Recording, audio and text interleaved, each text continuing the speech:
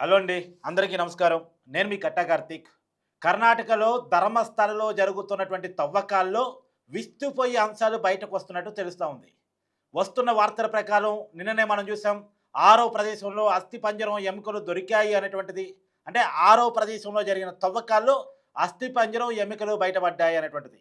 ఇప్పటికే మనం చూసాం. మొదటి తవ్వకం అప్పుడే ఏటీఎం కార్డు, పాన్ కార్డు, తర్వాత ఎర్ర జాకెట్ మహిళలు ధరించేటువంటి ఎర్ర జాకెట్ బయటపడ్డట్టు విన్నాం. ఇప్పుడు కొత్తగా వస్తున్నటువంటి ఇంకొక వార్త ఏందంటే, ఈ తవ్వకాలు జరిపినటువంటి ఏడో ప్రదేశంలో కూడా ఎముకలు దొరికాయి అనేటువంటిది.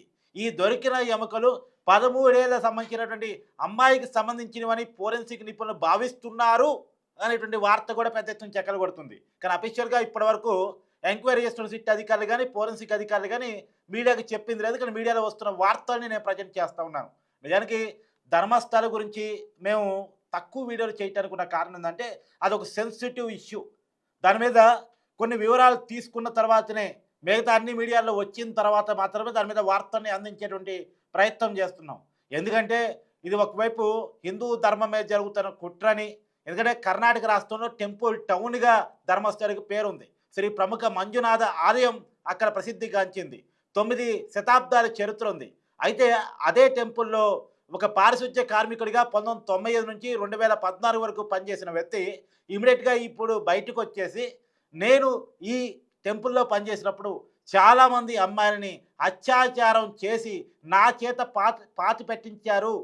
నన్ను భయకంపితులను చేసి చంపేస్తామని బెదిరించి, ఎవరికైనా చెప్తే ఏదో ఒకటి చేస్తానని, నా కుటుంబ సభ్యుల్ని చంపేస్తామని బెదిరించేసి నాతోటి ఈ పనులు చేపించారు అని చెప్పేసి ఒక పారిశుధ్య కార్మికుడు బయటకొచ్చి కంప్లెయింట్ ఇచ్చిన తర్వాత ఈ వార్త పెద్ద ఎత్తున వెలుగులోకి వచ్చింది. అయితే ఇది నిజమా కాదా? అతను ఇప్పుడే ఎందుకు బయటకొచ్చాడు? నిజంగా తవ్వితే వాస్తవాలు బయటపడతాయా లేదా? అసలు తవ్వాలా వద్దా? ఇలా చాలా చర్చ జరిగింది. దీంట్లో రాజకీయాలు కూడా మిళితమై ఉన్నాయి. ఆ టెంపుల్‌కి సంబంధించినటువంటి ఒక ప్రముఖ వ్యక్తి, చాలా అండదండలు కలిగినటువంటి ఇన్‌ఫ్లుయెన్స్ కేటగిరీకి సంబంధించినటువంటి ఒక పెద్ద వ్యక్తి ఈ పనులన్నీ చేశాడు అని చెప్పేసి ఆ పారిశుధ్య కార్మికుడు చెప్తా ఉన్నాడు. చాలామంది అనుమానిస్తా ఉన్నారు. అయితే నేత్రావతి నది పక్కన, ఆ ఆలయానికి పక్కనే ఆనుకునున్నటువంటి అడవితో లింకప్ అయినటువంటి నేత్రావతి నది పక్కన ఈజీగా డీకంపోజ్ కాబడేటువంటి ఆ ప్రదేశంలో శవాల్ని పాతిపెట్టించారు అని చెప్పేసి ఆ పారిశుద్ధ కార్మికుడు చెప్తా ఉన్నాడు. అయితే ఇప్పుడు తవ్వుతున్నటువంటి విషయాల ప్రకారం నిజానికి నేను ముందే చెప్పాను. పాన్ కార్డు, తర్వాత ఏటీఎం కార్డు, ఒక ఎర్ర జాకెట్ గానీ లేదా ఒక కాగితం ముక్క కానీ భూమిలోకి పూర్తిగా డీకంపోజ్ కాబట్టడానికి 25 ఏళ్ళు పట్టిందట. అంటే ఇంకా ఈ పూర్తి స్థాయిలో డీకంపోజ్ కాబడలేదు అంటే ఇవి ఎప్పటివి? ఈ ఎర్ర జాకెట్ ఎప్పటిది? మేబీ అందరూ చెప్తున్నట్టు 20 ఏళ్ళు లోపుదే. 25 ఏళ్ళు అయ్యి ఉంటే ఆ ఎర్ర జాకెట్ పూర్తిగా భూమిలోకి డీకంపోజ్ కాబడి ఉండేది. కాగితపు ముక్కలు కూడా పాన్ కార్డు గానీ, ఏటీఎం కార్డు గానీ, కొద్దిగా ఏటీఎం కార్డు కొంత మందంగా ఉంటది. కొంత టైమ్ టేకింగ్. కానీ ఏటీఎం కార్డు కల్చర్ వచ్చింది 20 సంవత్సరాల కాలంలోనే కాబట్టి మొత్తంగా ఇప్పుడు దొరుకుతున్నటువంటి శవాలు కూడా ఈ 20, 25 సంవత్సరాల లోపులో ఉన్నటువంటియే. అంటే 25 సంవత్సరాల క్రమంలో పాతిపెట్టబడినవే అని చెప్పేసి ఒక అంచనా కూడా ఫోరెన్సిక్ అధికారులు వస్తున్నట్టు కూడా తెలుస్తా ఉంది. ఇప్పుడు ఏడో ప్రదేశంలో కూడా ఒక అస్థిపంజరం ఎముకలు దొరుకుంటే అవి ఎవరివి? ఇక రాబోయే కాలంలో ఇవాళ 7, 8, 9 ప్రదేశాల్లో తవ్వకాలు జరపడానికి అధికారులు సిద్ధమయ్యారు. ఈ 3 ప్రదేశాల్లో ఎటాంటివి దొరుకుతాయి? నిన్న ఆరో ప్రదేశంలో దొరికినట్టు ఎముకలు, అస్థిపంజరం లాంటి ఏమైనా దొరుకుతాయా? ఒకవేళ దొరికినా అవి మనిషివేనా? ఎందుకంటే చాలా అనుమానాలు ఉన్నాయి. అవి మనిషివేనా? లేదా ఏదైనా జంతువా? ఎందుకంటే పక్కనే అడవి ఉంది. అడవిలో కొంత జంతువులు ఉండేటువంటి అవకాశం ఉంటది. ఆ జంతువులు చనిపోయిన తర్వాత ఖచ్చితంగా భూమిలో డీకంపోజ్ అవుతాయి కాబట్టి ఆ జంతువులకు సంబంధించిందా అనేటువంటి అనుమానం కూడా ఉంది. ఏది ఏమైనా ఫోరెన్సిక్ ల్యాబ్ అధికారులు పూర్తిగా పరిశీలన చేసిన తర్వాత, టెస్టింగ్ చేసిన తర్వాత, డీఎన్ఏ టెస్ట్ చేసిన తర్వాత మాత్రమే అది ఎవరివి, ఏ వయసు ఉన్న వాళ్ళవి, అసలు మనిషివేనా కాదా, అమ్మాయివా లేదా మగతనువా, ఇవన్నీ కూడా నిర్ధారణ చేసేటువంటి అవకాశం ఉంది. ఒకవేళ ఆడ మనిషివైతే ఏ ఏజ్ ఉన్న వాళ్ళని కూడా అనేటువంటి, ఎందుకంటే చాలామంది మైనర్ బాలికలని అత్యాచారం చేసి పాతిపెట్టారు అనేటువంటి ఆరోపణ వినిపిస్తున్నటువంటి వేళ ఇప్పుడు ఎలాంటి నిజాలు బయటకు వస్తాయో చూడాల్సింది. ఏది ఏమైనా నిజంగా పారిశుధ్య కార్మికుడే చెప్పిందే నిజమైతే మాత్రం అత్యంత దారుణమైనటువంటి సంఘటనగా భారత్ చరిత్రలో మిగిలిపోయేటువంటి అవకాశం ఉంది. చాలామంది అమ్మాయిలు ఆ పారిశుధ్య కార్మికుడు ఇచ్చిన కంప్లైంట్ మేరకు చూస్తే వందల కొద్ది అమ్మాయిలని అత్యాచారం చేసి న్యూడిగా మార్చి అక్కడ పాతిపెట్టారు అనేటువంటిది. కొన్ని సంఘటనలు కూడా బయటకు వస్తూ ఉన్నాయి. అనన్య భట్ అమ్మాయి 2003లో అక్కడ ధర్మస్థల ప్రదేశంలో తప్పిపోయినటువంటి వ్యక్తి. ఆ అమ్మాయి ఏమైందో ఇప్పటివరకు ఆచూకీ తెలియరాలేదు.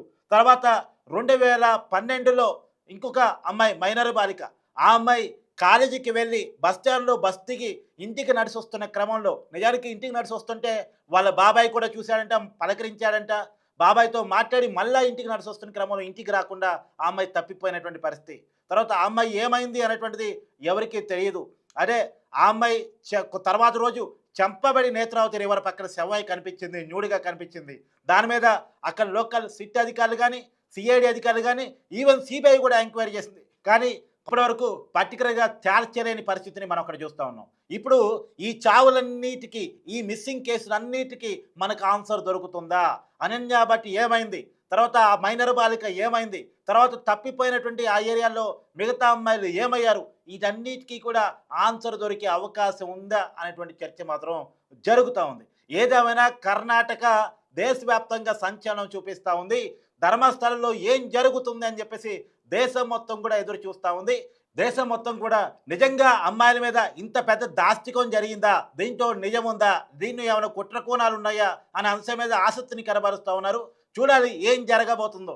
నిజంగా గనక వందల మంది అమ్మాయిలని గనక అక్కడ పాతిపెట్టి ఉంటే అది ఖచ్చితంగా దేశవ్యాప్తంగా సంచలనంగా మారే అవకాశం ఉంది. ఇది దేశ రాజకీయాల మీద కూడా ప్రభావం చూపించేటువంటి అవకాశం ఉంది.